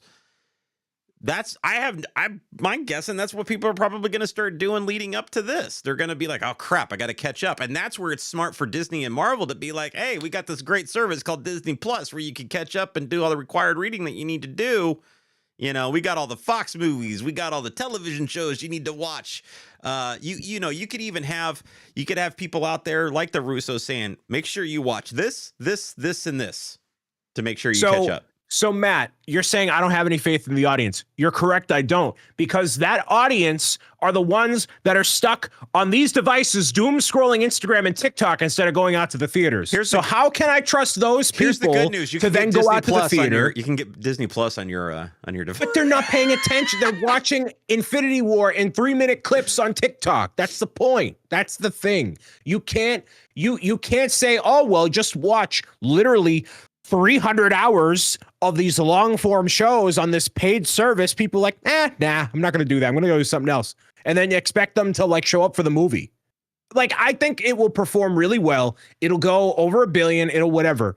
But I don't think it's going to have the same like grandiose theater reaction that it'll have the theater reactions we want, but it won't be public consciousness is what I'm trying to say. If Thunderbolts falls flat and Fantastic Four is mid, then yes.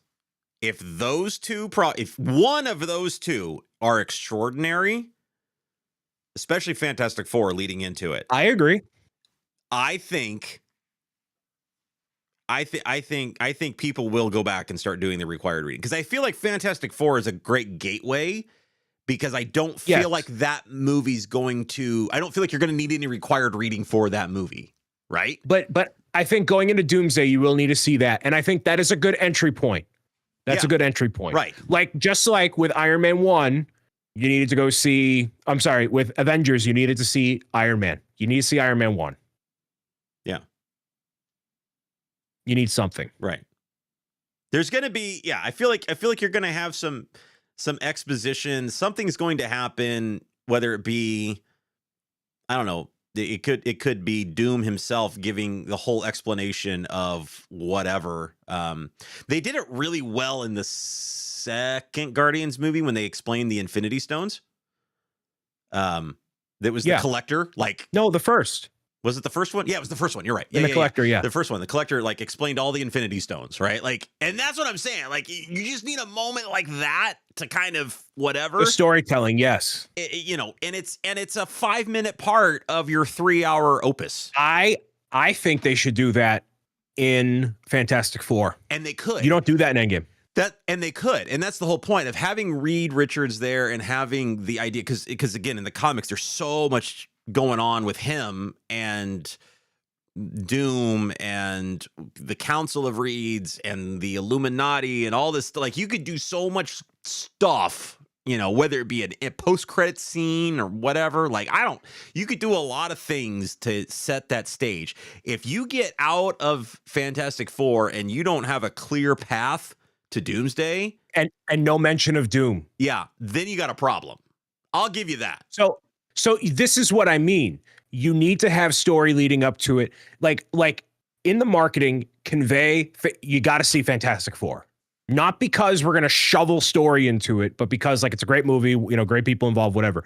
And I also think it was very strategic with those chairs that they had all the people. And then it was Pedro Pascal, Robert Downey Jr. So I think, well, because they're going to try to set up. Right, because those two guys are interlocked. As far as character goes, Reed Richards, Doom, those guys are like this, right? But also, I think that's their way of, like, we want Pedro to be what Robert was for the first, you know, Infinity Saga. We want this because Reed Richards is the guy. Fantastic Four is the franchise. You know, now this of all the movies you want to see, it was like Iron Man, right? You got to go see the Iron Mans. Then you got to see all the Fantastic Four. Yeah. I think that's the way to do it. Because Galactus is big enough. Silver Surfer is big enough. Doom is big enough. But if they do nothing to set it up in Fantastic Four, Thunderbolts you can get away with. I mean, I'm going to see it, but I'm not I think like Thunderbolts is going to be a fun movie. I don't know if we're going to get, other than establishing characters that are going to be fairly prominent in this first movie. I don't think it's going to do anything I don't think you're going into that movie thinking it's going to be setting the stage for anything coming up in Doomsday. I think it's setting the characters, a big bulk of a new group of characters that you're going to be getting in Doomsday. I don't know if they all make it out of Doomsday or what, because that's kind of, you know, that was the path that they took. I'm not saying they want to rinse and repeat here, but you can tell a more intimate story in the second one. You can have this bigger story, introduce a lot of people. I feel like the nerd in me says, because of the casting announcements they actually gave us out of the gate, this feels like a very secret Avengers versus X-Men story that they're sliding into Doomsday, as opposed to just Doomsday, where, you know, Infinity War was a Thanos centric film. I feel like Doom is going to be center to that whole thing, but I think it's going to be Doom puppeteering the X-Men into fighting the Avengers, and I think that's going to have a lot to do with why the X-Men are so prominent in this movie and in this initial casting announcement, which is why they're not done, because you're not giving us all of those X-Men and not announcing Halle Berry. You're not announcing Hugh Jackman. Well, we want some surprises too. Don't tell me about Hugh Jackman and Deadpool or Ryan Reynolds. Don't even tell me. Just let me be surprised. Thunderbolts is Dark Avengers, not New Avengers. Right. More of Dark Avengers. Yeah. But they're not going to call it Dark Avengers, because then people are going to be like, "Oh, this is an Avengers movie." I mean, Thunderbolts are Thunderbolts. So they call it. I mean, whatever. Like, Thunderbolts are the Thunderbolts, but it's basically what they are. But that's, you know. And it's going to be Sam collecting his, you know, Avengers team, or maybe he's already been kind of doing that behind the scenes.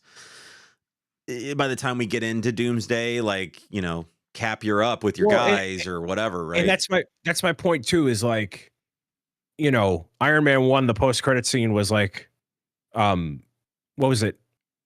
Hulk and Iron Man together. And then Iron Man 2 was Nick Fury going up to Iron Man and being like, all right, I'm trying to start a thing. Other way around. Other way around. They took their time building it in terms of, like, in real life time.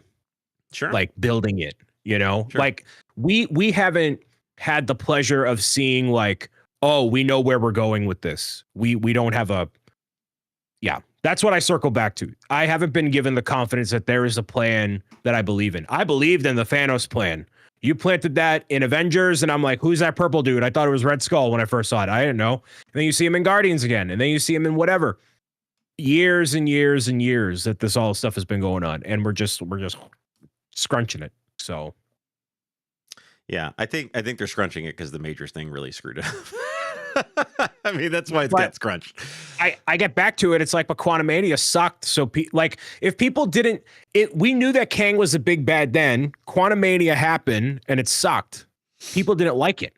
So how could you be convinced that Kang was going to be the big bad after that? Well, but you know, Victor, it's a different reality, but that's still the thing, right? Like, okay, they didn't like the movie. They didn't like the movie for various reasons. I don't think they didn't like the movie because of Jonathan Majors. Yeah, but you gotta, like, imagine like Guardians came out and Thanos was in it and he's the main guy. Imagine Guardians 1 sucked. How would that have changed things? We don't know, because Guardians 1 was awesome. And that was a breakout surprise hit that everybody went to go see. And that's where Thanos was front and center. You're like, oh, okay, that's the big bad guy we're building up to. All right, cool. Yeah, it took a while. We haven't gotten that with, but it took a while to get there. Like, there's a lot of those original movies that people had major issues. I mean, that first, you know, Thor movie, people weren't a fan of. The amazing. Second Thor movie, people are not a fan of. The second Iron Man movie, people are not a fan of. Like, the third Iron Man movie, people are not a fan of. Like, there's a lot of bad spots on some of those early Marvel films leading up to Endgame or Infinity War, for that matter. And yeah, they took their time introducing, you know, Thanos being kind of in the background, and you hear his name drop from time to time. But I mean, shoot, we didn't really see him. I mean, you got a little glimpse of him in that first Guardians movie, right? But like, we didn't really get a good look at him until Infinity War. I think it was Infinity War. Right? Yeah, because everything was like real quick. Like, he had a post-credit scene where he grabbed the gauntlet. He's like, I'll do it myself. Like, that was it. We just know the name is comic book. You know, like, you know, the first time you saw him at the end of the first Avengers movie where he turned around and smiled at the camera, like, most people the normies were, who's that? That was me. Yes. You know what I'm saying? So I think we have to, I think even as the filmmakers, they have to just decide, hey, we got to trust our audience is going to go out and help educate themselves before they go see this. And there's enough hype around the film and enough publicity and everything. I go back to what happened yesterday. Millions of people all over the internet watching Cheers yesterday.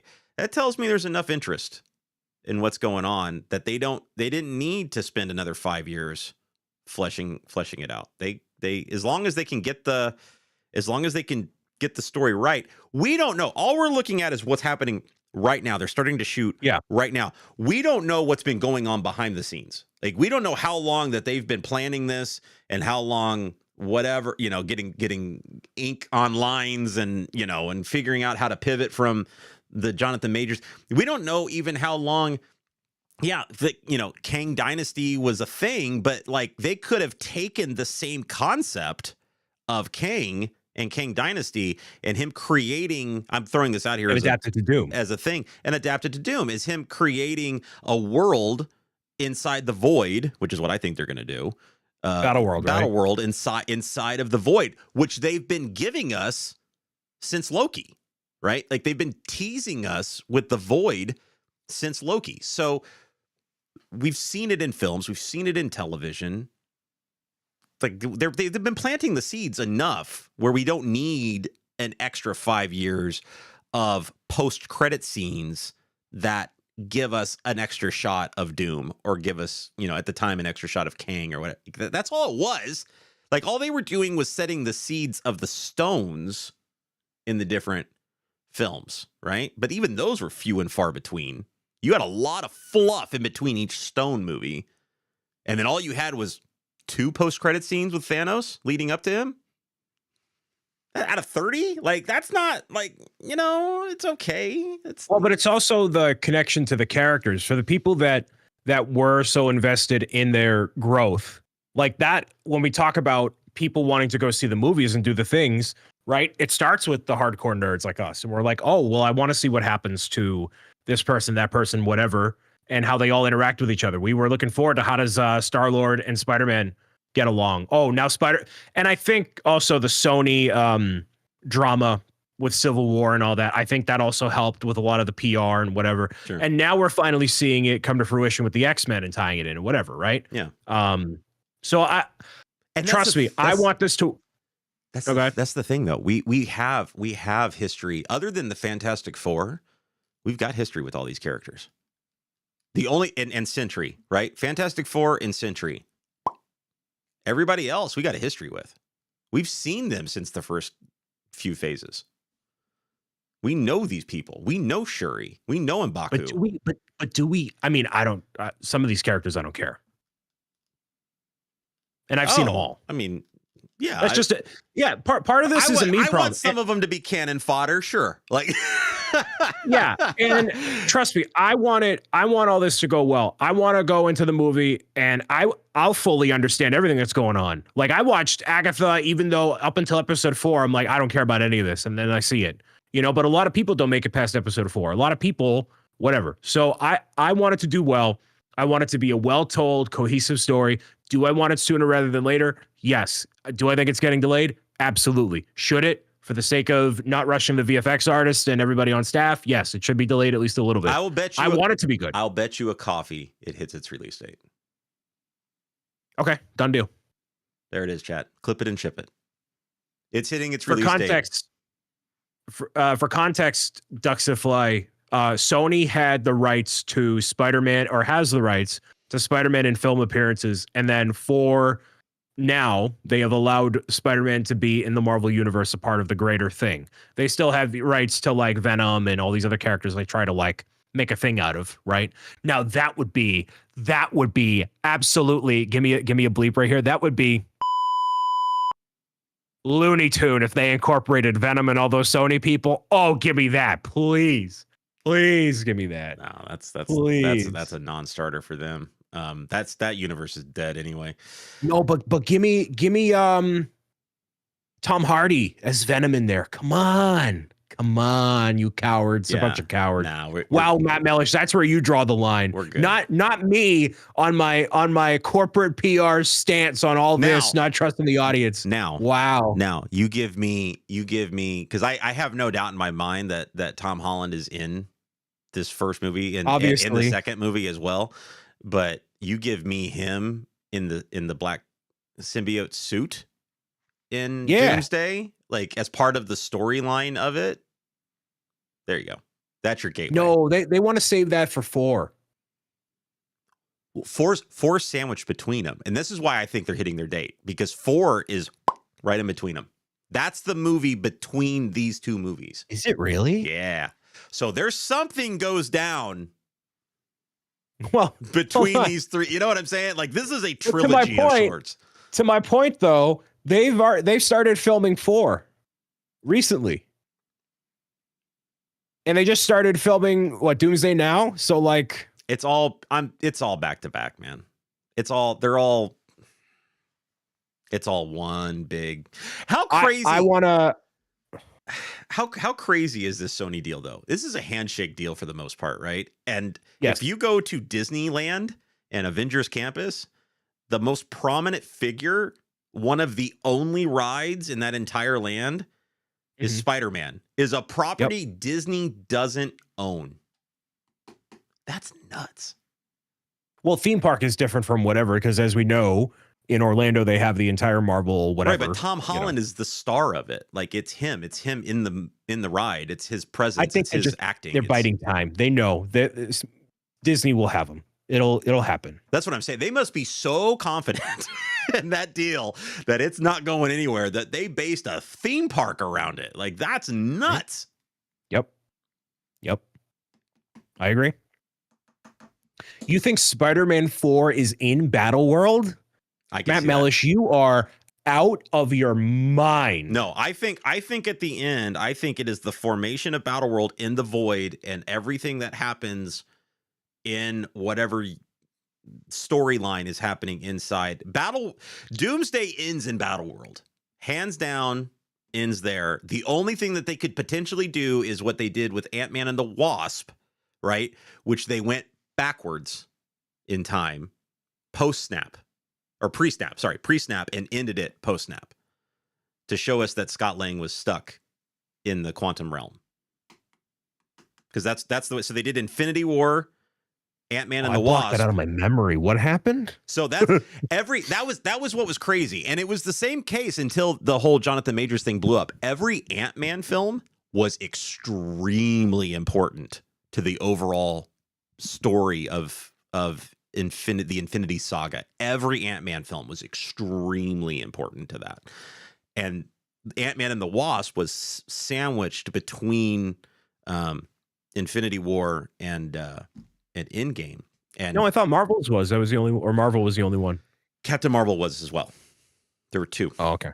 But so what you did, so at the end of Ant-Man and the Wasp, they went the whole thing about, doing the quantum realm. That's where they introduced Ghost and all this stuff. Yeah. And at the end, which is basically a post-credit scene, Scott goes into the quantum realm as a test, and then the snap happens, and he gets stuck in there because everybody else outside of the quantum realm vanished, right? So they start. So even though the movie chronologic or whatever in release order took place for the majority of it before Infinity War, the end of that movie took place post Infinity War. So you could do something like that with Spider-Man 4, where it happens leading up to it. But I'm with Matt. I think it's going to happen inside of Battleworld. I think everything that comes out, because there's also a Vision Quest show that's supposed to happen between Doomsday and Secret Wars. I think that could also end up being in the midst of Battleworld. But I want a street level Spider-Man story.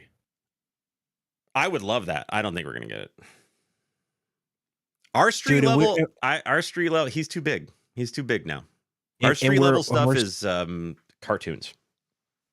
And we're setting it up so awesomely with Charlie Cox and Vincent D'Onofrio and all of that. We really are. Like, it's prime.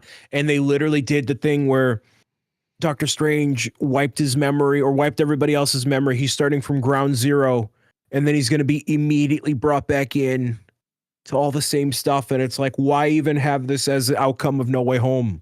It wouldn't why be even the first bother time. with that? It doesn't matter. It wouldn't be the first time. Thor's old gonna break Mjolnir and then just give him an axe. Oh, by the way, he lost an eye. Oh no, here's a glass robotic one. Like, they do this stuff all the time, dude. Like, it's drama for the sake of drama, and then they retcon it immediately afterwards because it doesn't fit the narrative that they want. They do it all the time with these movies. And they do it in the comics too. So it's not like it's anything that's new outside of the realm of the property that they're using.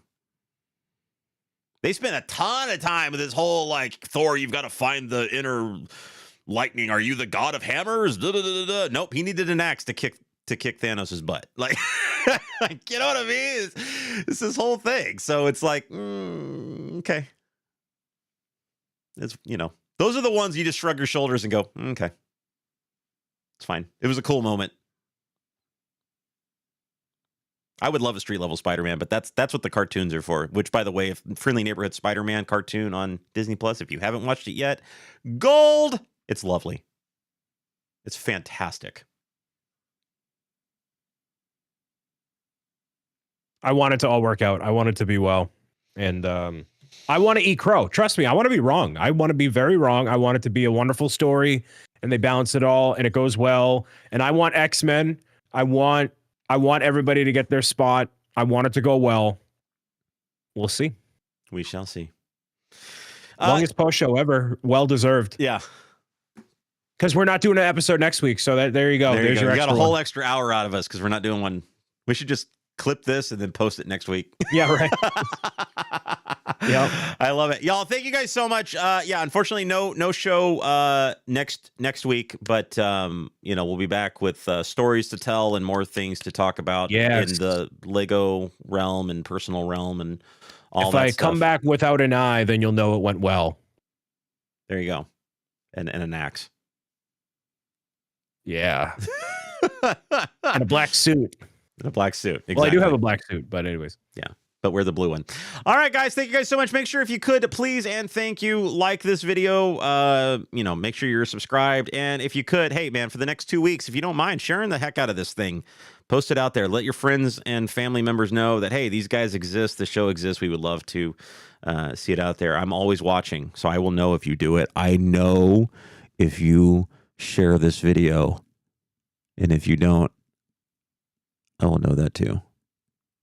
Okay, bye. See you guys. Thanks so much. Bye.